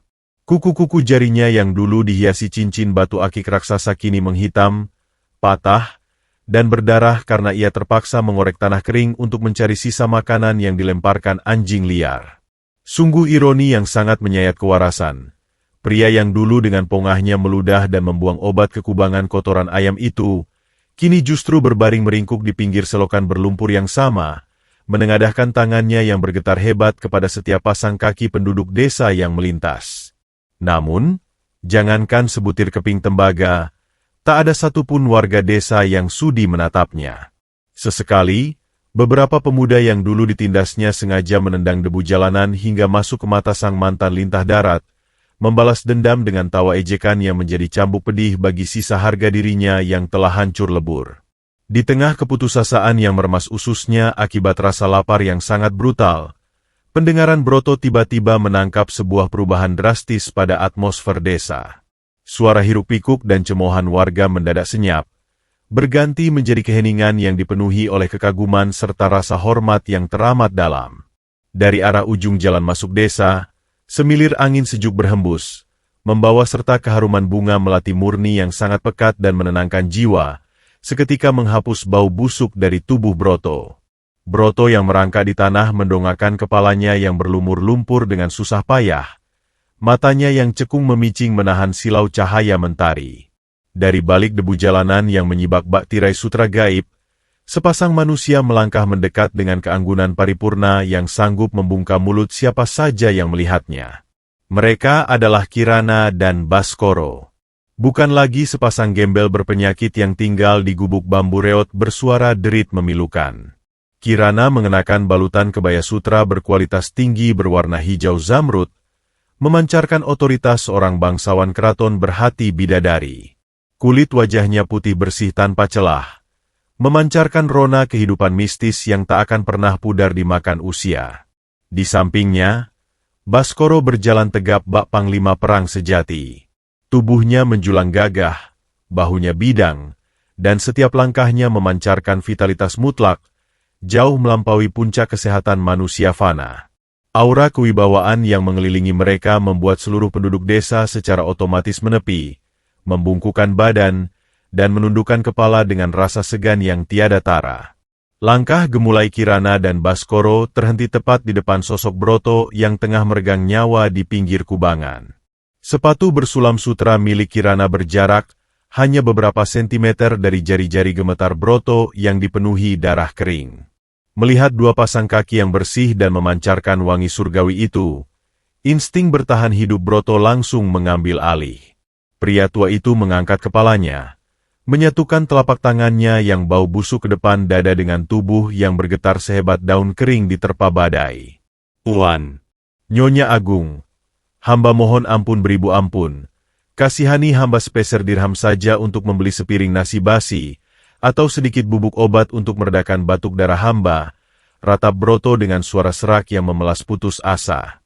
Matanya yang kabur belum menyadari siapa sosok agung yang berdiri menjulang menutupi cahaya matahari di atasnya. Tidak ada ludahan, tidak ada tendangan balasan yang meluncur ke wajah Broto. Sebuah keheningan stoik yang sangat mematikan justru menjadi tamparan paling brutal bagi sang mantan lintah darat. Kirana menatap lurus ke bawah, sepasang netra kecoklatannya memancarkan sorot dingin tak bertepi, menyapu wujud pria pembawa petaka itu tanpa secercah pun rasa simpati maupun kebencian berlebih. "Keadilan tidak membutuhkan pedang yang berisik. Penderitaanmu yang tak berujung ini adalah hasil panen mutlak dari benih kesombongan yang kau tanam sendiri dengan tangan kotor itu," ucap Kirana tenang. Suaranya mengalun merdu namun menembus langsung menghancurkan sisa-sisa tulang sumsum Broto. Mendengar nada suara yang sangat familiar itu, jantung Broto seolah berhenti berdetak secara permanen. Ia membelalakan matanya yang merah dan berair, mendongak menatap langsung ke wajah sang wanita agung. Saat itulah realitas menghantam akal sehat Broto lebih keras dari jatuhnya palu godam raksasa. Wajah bidadari itu adalah wajah wanita gembel yang pernah ia suruh membersihkan obat dari kubangan kotoran ayam. Dan pria gagah perkasa yang berdiri di sisinya adalah suami penyakitan yang ia sumpahi segera mampus. Napas Broto tertahan. Matanya nyaris keluar dari rongganya diiringi gejolak horor absolut yang meruntuhkan sisa-sisa kewarasannya.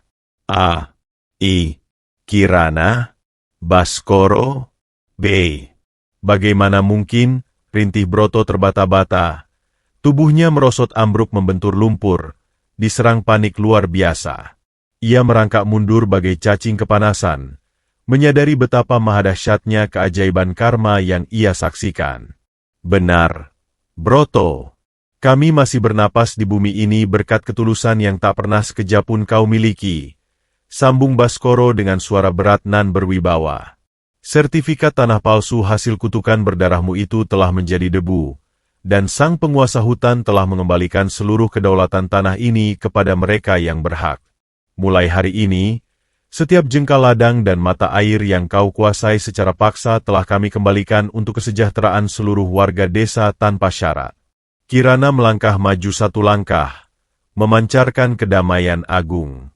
Tak hanya membagikan tanah, tepat di atas puing-puing rumah kesombonganmu yang hangus ini, kami telah membangun rumah singgah kesehatan, lanjut Kirana, nadanya dipenuhi kemenangan tanpa keangkuhan. Tempat di mana tak ada satupun warga miskin yang akan ditolak obatnya. Tempat di mana tidak akan ada lagi istri yang harus mengemis obat hingga telapak kakinya hancur berdarah, karena bunga kalasungsang telah mengajari kami bahwa kekayaan sejati adalah menyelamatkan nyawa sesama. Kalimat penutup dari Kirana itu menjadi vonis mati bagi jiwa serakah Broto.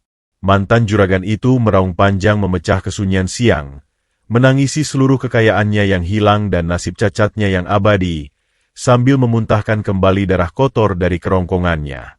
Namun teriakan putus asanya itu ditenggelamkan oleh hiruk-pikuk penduduk desa yang bersorak-sorai meneriakkan nama ratu dan raja baru mereka.